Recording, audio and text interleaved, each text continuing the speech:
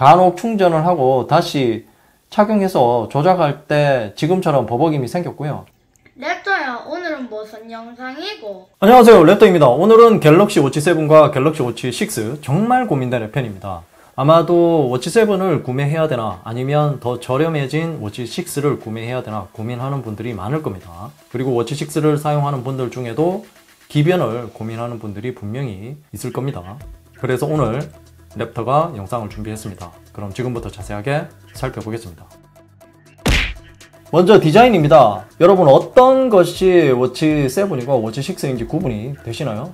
뭐 거의 구분하기가 힘들죠. 밴드를 동일한 것으로 끼워 놓았다면 같은 제품으로 착각할 정도로 디자인적으로는 바뀐 것이 없다, 그렇게 생각하시면 될 것 같고요. 그리고 이 우측에 있는 이 홈 버튼과 뒤로 가기 버튼의 디자인이 조금 달라졌습니다.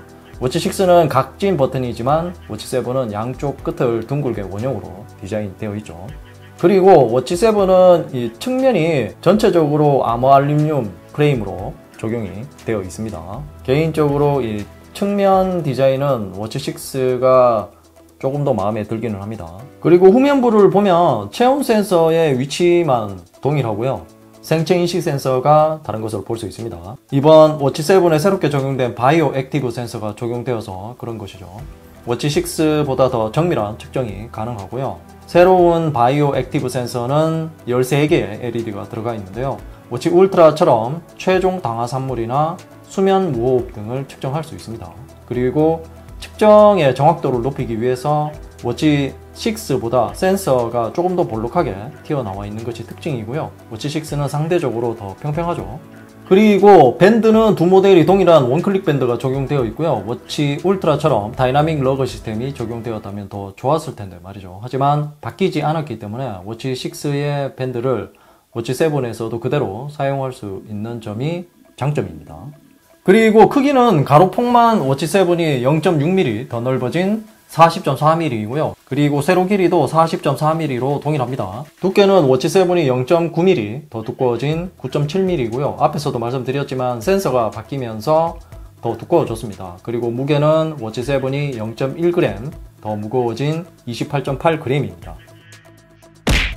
그럼 이제 실사용성에 대해서 알아보겠습니다. 두 모델을 착용하면 이런 느낌이고요. 착용감은 두 모델이 거의 비슷합니다. 저는 오히려 워치 7이 상대적으로 안 좋을 줄 알았는데요. 생각보다는 괜찮았고요. 특히 워치 7 같은 경우는 이번에 새롭게 적용된 밴드가 착용감에도 한몫하는 것 같습니다.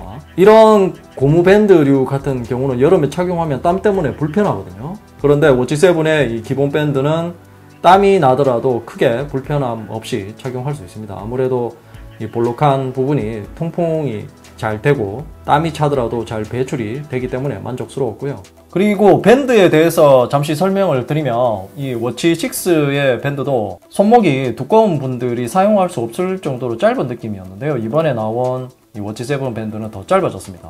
그래서 40mm는 여성분들이 구매하시면 되고요. 남성분들은 44mm를 구매하시는 것을 추천드립니다. 그리고 두 모델의 다른 점을 알아보겠습니다. 기본적으로 두 모델 간의 OS 버전이 일단 다르고요. 워치 7은 원 UI 워치 6.0이 적용되어 있고요. 워치 6는 원 UI 워치 5.0이 적용되어 있어서 기능적인 차이점이 있습니다. 일단 가장 큰 기능적인 차이점은 워치 7에 새롭게 적용된 수면 무호흡 징후를 워치 6에서는 사용할 수 없고요. 이 기능은 워치 6가 추후에 원 UI 워치 6.0으로 업데이트가 되더라도 사용할 수 없을 듯 합니다. 워치 7에 새롭게 들어간 수면 무호흡 징후는 워치 울트라 영상에서도 말씀드렸죠. 측정하는 것은 동일하고요. 삼성 헬스 모니터링을 다운받은 상태에서 이틀 동안 착용하고 잠을 자면 측정을 해줍니다. 개인적으로 워치 7이 워치 울트라 대비 측정이 더 잘 되는 것 같았고요. 한 번도 잘못 착용했다는 알림을 받은 적도 없고요. 이틀 연속으로 한 번에 측정을 완료할 수 있었습니다. 아무튼 워치 6에서는 사용할 수 없는 기능을 워치 7에서는 사용할 수 있다는 점을 참고하시고요. 아참, 그리고 수면 무호흡 징후가 얼마나 정확한지는 몰라도 이것을 병원에서 측정을 하게 되면 비용도 비용이지만 몸에 센서를 덕지덕지 붙이고 병원에서 잠을 자야지 측정을 할 수 있는 것입니다. 그런데 이것을 가정에서 간편하게 측정할 수 있다는 것 자체가 놀라울 따름이죠. 그리고 최종 당화 산물도 워치 7만 사용이 가능하고요. 이렇게 워치 설정에서 헬스로 들어가 보면 워치 7에는 최종 당화 산모를 설정할 수 있지만 워치 6에는 없는 것을 볼 수 있죠. 그리고 배터리에 들어가서 절전 모드로 들어가서 보면 워치 7에는 헬스 기능 제한 기능이 별도로 있는 반면 워치 6는 없죠. 워치 7은 완전히 시계로만 사용 가능해서 배터리를 더 오래 사용할 수 있도록 해줍니다. 워치 6는 절전 모드를 켜더라도 헬스 기능은 그대로 작동하는 것이죠. 그리고 워치 7은 이번에 새롭게 들어간 제스처 기능을 사용할 수 있습니다. 엄지와 검지 두 번 맞대기 기능을 사용할 수 있는데요. 워치 6에도 제스처 기능이 있기는 있지만 전화 기능이나 특정 앱 하나를 지정해서 사용할 수만 있었고요. 워치 7은 전화 받기와 알림 해제, 앱 실행, 음악 제어, 그리고 사진 촬영을 할 수 있습니다. 하단에 있는 흔들어서 해제나 노크는 기존과 비슷한 기능이고요. 그리고 안전 및 긴급에 들어가서 낙상 감지에 들어가 보면 워치 7에는 통화 버튼 미러, 전화 걸기 기능을 선택할 수 있고요. 그리고 경고음 재생에 보면 소리 테스트를 할 수 있습니다. 그리고 워치와 폰에서 함께 소리 재생 기능도 사용할 수 있는데요. 이런 기능들은 워치 6에도 추후에 원 UI 워치 6.0으로 업데이트가 되면 사용할 수 있을 듯 합니다. 그리고 두 모델을 동시에 착용하고 수면 측정을 해 봤는데요. 전체적인 이 수면 데이터는 거의 차이가 없습니다. 수치를 보지 않아도 그래프만 봐도 비슷하다는 것을 알 수 있죠. 다만 수면 중 혈중산소 데이터 같은 경우는 워치 6의 데이터는 중간중간에 측정되지 않은 것을 볼 수 있는데요. 이것은 아마도 착용을 제대로 하지 않아서 그런 것으로 보입니다. 그리고 워치 7은 수면 중 호흡률을 측정해 주지만 워치 6는 아직 이런 기능이 없고요. 호흡률 측정 역시 하루만 측정한다고 해서 나오는 것이 아니고요. 최소 3일 정도는 측정을 해야 범위를 알 수 있다고 합니다. 그리고 두 모델을 착용하고 자전거를 타 봤는데요. 같은 시간을 착용하고 운동을 했지만 서로 운동 데이터가 많이 다르죠. 그 이유는 제가 얼마 전에 올린 워치 울트라와 워치 6 클래식 비교 때처럼 GPS 문제였고요. 워치 6 같은 경우 GPS가 정상적으로 잡힌 상태에서는 자동 일시정지가 잘 작동했고요. 편의점 같은 건물 안으로 들어가면 자동 일시정지가 안 되는 경우가 많았습니다. 반면 워치 7 같은 경우는 건물 안으로 들어가더라도 자동 일시정지가 확실히 되었고요. 한 번 또 오작동하는 경우는 없었습니다. 이렇게 지도만 봐도 알 수 있죠. 워치 6 같은 경우는 지도가 굉장히 복잡하게 그려진 것을 알 수 있고요. 또한 두 모델 모두 자동 일시정지 상태에서 자전거를 타지 않고 그냥 걷기만 해도 자동 일시정지는 그대로 잘 유지했습니다. 그리고 두 모델을 착용하고 달리기를 한 데이터인데요. 전체적인 운동 데이터는 거의 비슷한 수치를 나타내고 있습니다. 차이가 나는 것은 고도이고요. 거의 2배 넘게 차이가 나는데요. 어떤 것이 정확한지는 잘 모르겠습니다. 이런 현상은 워치 5 때도 같은 현상이었고요. 하지만 달리기 상세 분석에 보면 워치 7의 센서가 더 정확하다는 것을 볼 수 있는데요. 제가 항상 달리기를 수동으로 켜고 운동을 하는데요. 초반에는 달리지 않고 빠른 걸음으로 걷다가 마지막 한 2-3분 정도만 달립니다.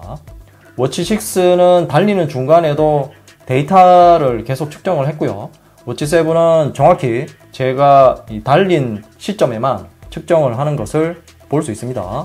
확실히 전작 대비 정확해졌다는 것을 이런 데이터를 보면 알 수 있죠.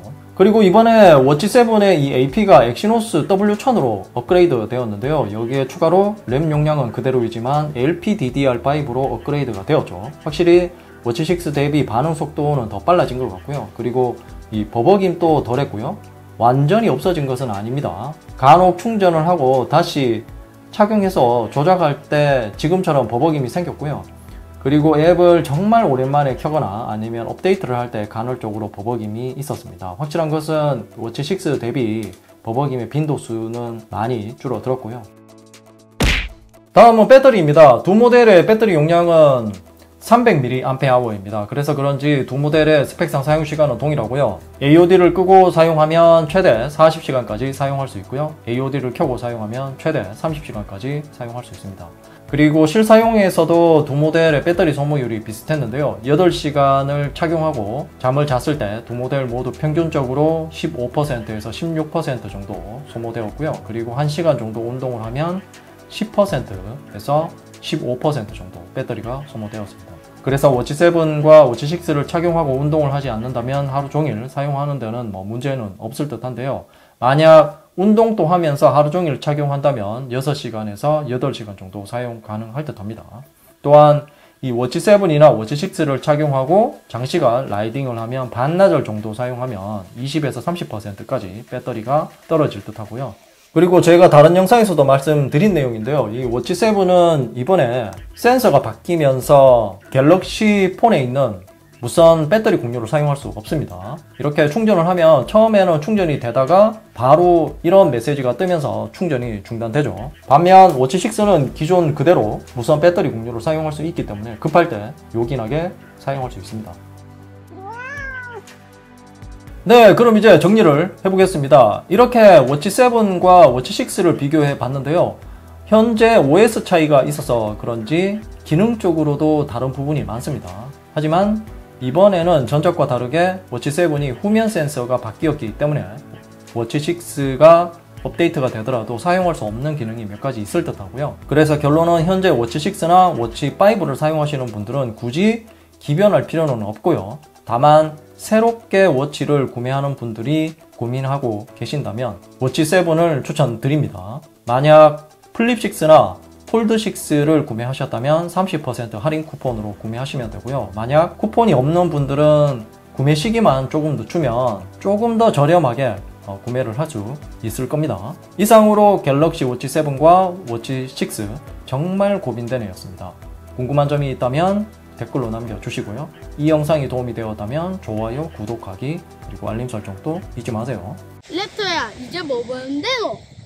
좌측은 최신 영상이고 우측은 랩터가 픽한 영상이야. 랩터가 골라주는 영상 볼 거야. 최신 영상 볼 거야.